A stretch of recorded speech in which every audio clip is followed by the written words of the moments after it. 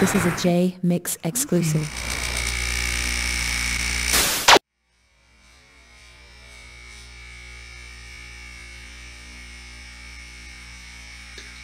Gino said, you know, what about Death Row Dave? We haven't talked about that. What about Death Row Dave saying that they knew Orlando Anderson wasn't the shooter and it wasn't white Cadillac that did the shooting and it was a white narc car? What's the feeling about that? Well, the problem, Death Row Dave wasn't there, so Death Row Dave doesn't know whether it was or wasn't a Cadillac. I've tried to explain to really deaf ears and dumb minds that people. There were witnesses that said they saw a Cadillac, maybe 3 or 4. Now, there were dozens and dozens and dozens of people there, okay? If they were that clear on the kind of car that it was, then why did they have a white Toyota pulled over, a white Toyota Celica pulled over? Okay, if they were that clear. Right, not only that, but why would the girls in the car? Was it Shailene Thompson? I think it was the one that said, Shailene Johnson or Thompson or whatever her name is. One of the girls in the car next to them said that he was in a Lincoln. Okay, you know, we got beat up a lot about that whole Lincoln video about the car and Baker and all that. And I will tell you that it was a very interesting dog and pony show that Greg Kading did afterwards to try to disprove it or to try to disqualify it and say that it wasn't the car, et cetera, et cetera. You know, we never said it was. We never said it wasn't. We said, could it be? But he made a big show about that, and it kind of always bugged me because, you know, why would you go to that extreme to prove that it's not? You could just say it's not and let it go. But, you know, you spend that much time and effort to go and try to get that information. Was it because he was trying to prove that it wasn't, or maybe he actually thought it was, and maybe he was just trying to get the jump on it and get the guy out there and really try to get to the bottom of it? But either way, you know, there was a car out there and perfectly legitimate in raising our hands and saying there's a dispute on the car. And to this day, there is a dispute on what kind of car it was. Several people, the closest ones, said it was a Cadillac. A lot of people are missing what it actually took for Greg Kading to go look after that car.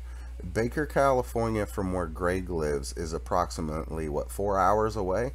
Yeah, 3 hours. Yeah, and that's on a good day in traffic. So he drove 4 hours to a place because of a YouTube video we did. Now, if you're an investigator that's pretty confident that you solved the murder of Tupac and Biggie, why are you chasing down what you call conspiracy theory leads on the internet? What purpose would that serve? Other than what RJ suggested was maybe Greg thought this could have some validity. I mean, yeah. I mean, you know, he wrote a letter to Robert Soria saying that he had a great interest in Robert Soria's story. Have we posted that letter?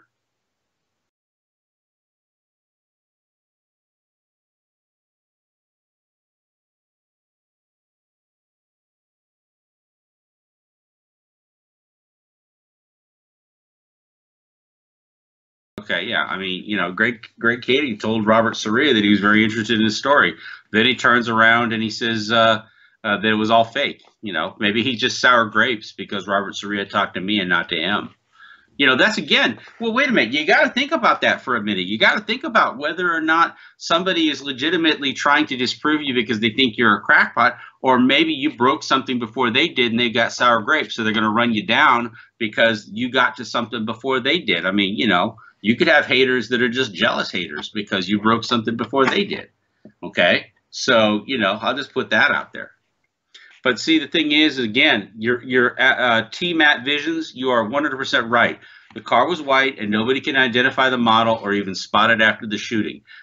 Because the witness statements are all over the map, even the ones that were told to Vegas police, they were all over the map, what kind of car it was. Like I said, the police and Frank Alexander confirmed it when he saw that video footage. That's why it was in the movie. He confirmed that that was the car that they had pulled over when they thought it was original. And Frank said it was a Cadillac only because he saw the fins on the back. He said a Cadillac's the only kind of car that has fins. That's not true. Okay, period. It's not true. It's not the only one that did. But in Frank's mind, it was Cadillac because he saw the fins. That was it. So, excuse me. So we, we really don't know. That's the big thing. We don't know. Was it a Lincoln? Was it a Cadillac? I mean, I think it's pretty well settled that it might be a Cadillac, but because I guess majority rules. If more people say it was a Cadillac than a Lincoln, then it must be a Cadillac, right? But you have to keep in mind, there's three cars that were listed as the shooting car. There was an APB out on, was it a white Mazda or Toyota, some kind of foreign car. That's the one they pulled over.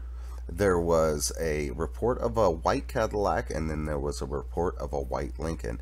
And on the topic of the car, RJ, did you see on the Fox special where they were pretty confident? I believe it was Tim Brennan and Bobby Ladd were pretty confident that they had seen that car had been seen getting repairs. Now, I know that you've chased and followed that allegation for a long time. What are your thoughts on the what I call the automotive repair shop conspiracy? Well, it all comes from the story is that Tim Brennan and Bobby Ladd said that there was a white Cadillac that was rented from Enterprise Rent-A-Car under somebody's name, and it was taken to a shop because it had bullets in it from where Buntry and them shot back at the Cadillac, and it was taken into the body shop, and it was repaired there.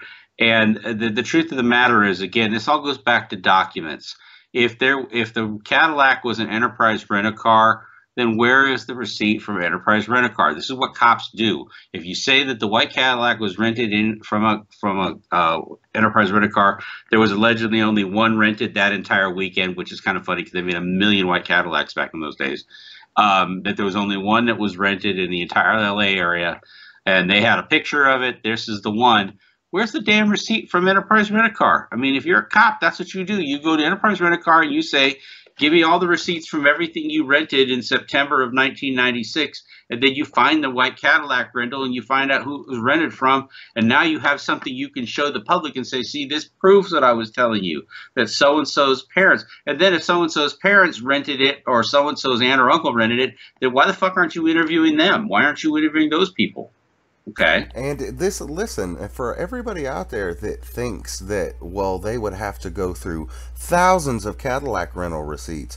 RJ, you looked into it. Wasn't it 6 or 8 Cadillacs, that white Cadillacs that matched that description, were available in the state of California to be rented? No, in the LA area, there was only one that had been rented that weekend. That was it. So if they can get that and specific about it, and they can absolutely say there was only one, then where's the paperwork for that one? But maybe I'm going off information from an earlier conversation we had, but even in the whole state of California, there wasn't that many Cadillacs rented on that day in the whole state. No.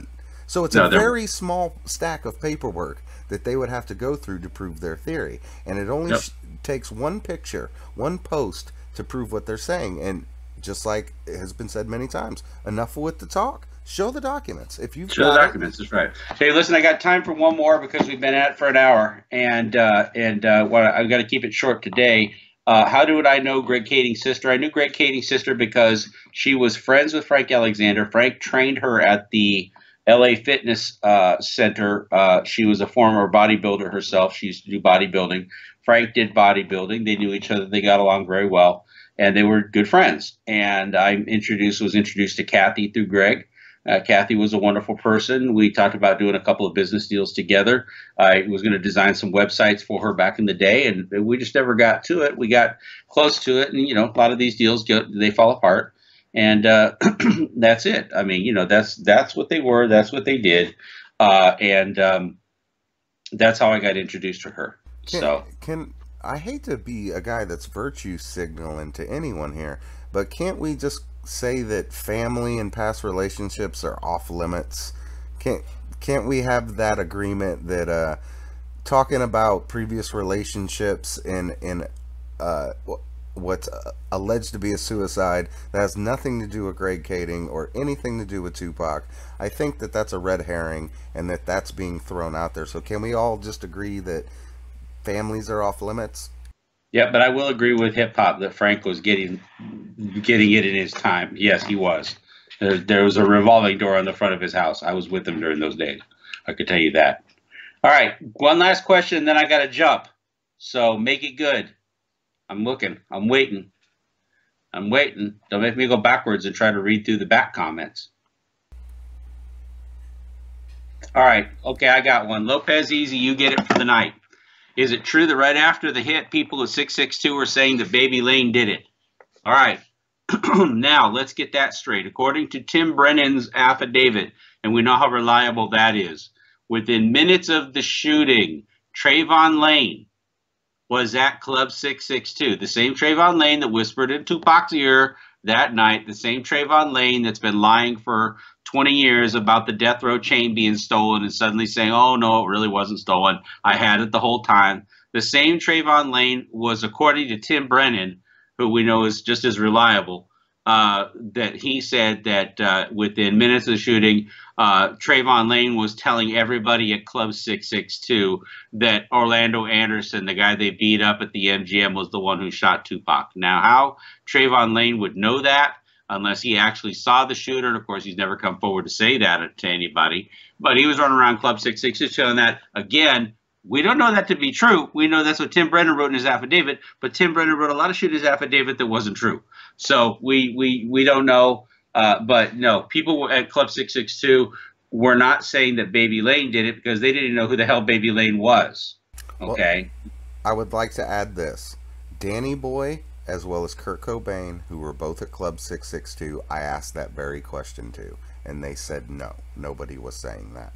Also, Daryl Harper and Rick Clifford, who was at in Tarzana when it happened at Can-Am Studios. I asked them the same question. When everybody got back, was there talk about people knowing that a certain person did it, or Orlando Anderson? And the answers were no. I just gave you 4 people that said that that's not true. Yeah. So anyway, that's it, kids. Thank you for tuning in. I enjoy every time we get together. Jesse may roll after, but I got to jump. Jesse, as always, been fun. Thank you, sir. Questions. Yeah, more questions as we go.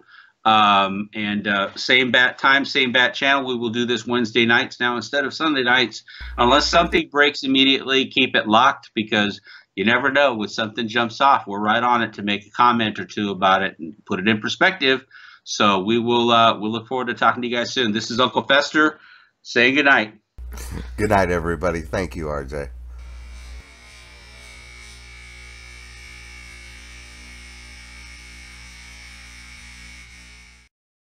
This is a Jmix exclusive.